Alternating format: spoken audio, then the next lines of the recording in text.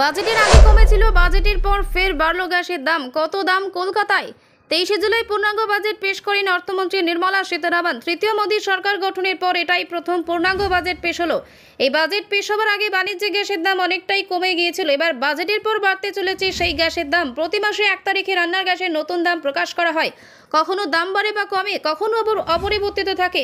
1 August থেকেও নিয়ম মেনে নতুন দামে বিক্রি হবে রান্নার গ্যাস। বাড়িতে ব্যবহৃত গ্যাস অর্থাৎ 14.2 কেজি সিলিন্ডারের দাম অপরিবর্তিত রয়েছে, অর্থাৎ সিলিন্ডার প্রতি দাম 829 টাকা ছিল, সেটাই থাকছে। অন্যদিকে 19 কেজির বাণিজ্যিক গ্যাসের দাম বাড়ছে 8.5 টাকা, অর্থাৎ কলকাতায় যে গ্যাসের দাম সিলিন্ডার প্রতি ছিল 1764 টাকা 50 পয়সা, সেটাই এবার বেড়ে হলো 1773 টাকা। 1 আগস্ট থেকেই এই বর্ধিত দামে বিক্রি হবে রান্নার গ্যাসের সিলিন্ডার। মূল্যবৃদ্ধির জেরে এমনিতেই মধ্যবিত্তের দুশ্চিন্তা বেড়েছে। বাজারে গেলে পকেট ফাঁকা হয়ে যাচ্ছে, খুব কম জিনিস কিনেই সবজিতে তো হাতই ছোঁয়ানো যাচ্ছে না, আলু পেঁয়াজ জোগানো মুশকিল হয়ে পড়ছে। এই অবস্থায় 14 কেজির গ্যাসের দাম অপরিবর্তিত থাকায় কিছুটা হলেও স্বস্তি ফিরেছে সাধারণ মানুষের।